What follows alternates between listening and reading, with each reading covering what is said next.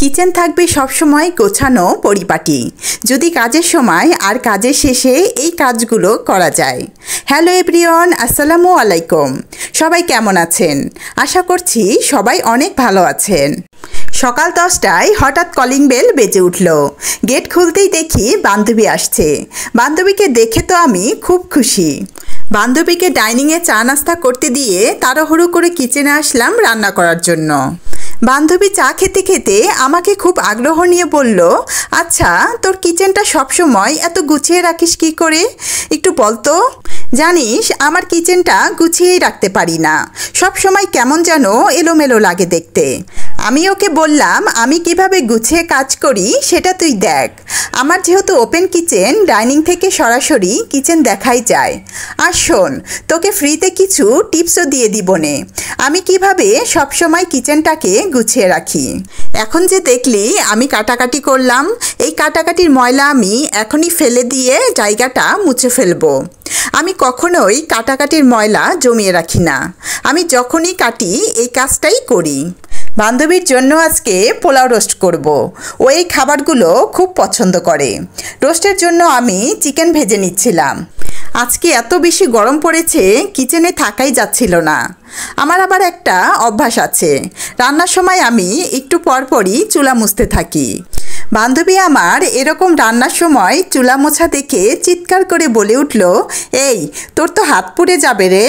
আমি বললাম, শোন, হাত পুড়বে না, সাবধানে কাজ করলে কিছুই হয় না। এভাবে চুলা মোছাতে কিন্তু একটা সুবিধাও আছে, এতে আমার চুলাটা সবসময় পরিষ্কার থাকে। আর রান্নার পরে যখন চুলা মুছি তখন খুব তাড়াতাড়ি চুলাটা মুছে ফেলতে পারি। বুঝলি তো? ও বলল, হ্যাঁ বুঝলাম, কত যে বুদ্ধি তোর। বান্ধবীকে কিচেন ক্লিন রাখার টিপস দিতে দিতে এদিকে আমার পোলাও রোস্ট রান্না করাও শেষ।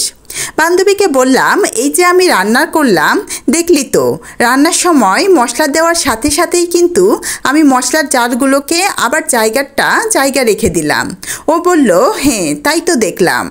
এই কারণে চুলার পাটটা এলোমেলো লাগছিল না দেখতে। রান্না শেষে এখন চুলাটা সুন্দর করে মুছে নিব। এরপরে কয়েকটা থালাবাটি বের হয়েছে, এগুলোকেও ধুয়ে নিব। তো বান্ধবী বলল, এগুলো পরে ধুয়ে নিস, এখন একটু রেস্ট কর। ওকে বললাম, না রে, কিচেনের কাজটা শেষ করে নিয়েই একবারে গিয়ে বসবো। জানিস তো আমার যে বেলায় যখনই যা থালাবাটি বের হয় আমি সেগুলোকে সঙ্গে সঙ্গেই ধুয়ে ফেলি। এতে কিচেনের বেসিংটা সবসময় ক্লিন থাকে আর দেখতেও ভালো লাগে। বেসিংয়ে আধোয়া থালাবাটি জমে থাকলে কেমন যেন লাগে দেখতে, তাই আমি কখনোই থালাবাটি জমিয়ে রাখি না। সবশেষে আমার কিচেনটা ঝাড়ু দিয়ে নিলেই কিচেনের কাজ শেষ। বান্ধবী আমাকে বলছিল, তোর কাছ থেকে আজকে অনেক কিছুই শিখলাম।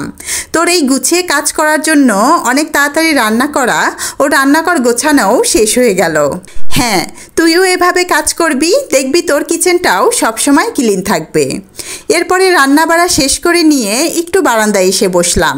আজকে যেমন গরম পড়েছে তেমনই সুন্দর বাতাসও ছিল বাহিরে। জেনিশা আমাকে বসা দেখে দৌড়ে গল্পের বই নিয়ে আসছে গল্প শোনানোর জন্য। পরে ওকে বসে বসে গল্প পড়ে শোনালাম। তারপরে আমার খাবার প্লেটটা সাজিয়ে নিলাম। এখন খাওয়া দাওয়া করব।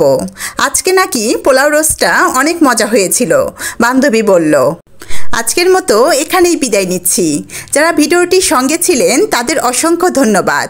ভিডিওটা কেমন লাগলো জানাবেন। সবাই ভালো থাকবেন, সুস্থ থাকবেন। টাটা।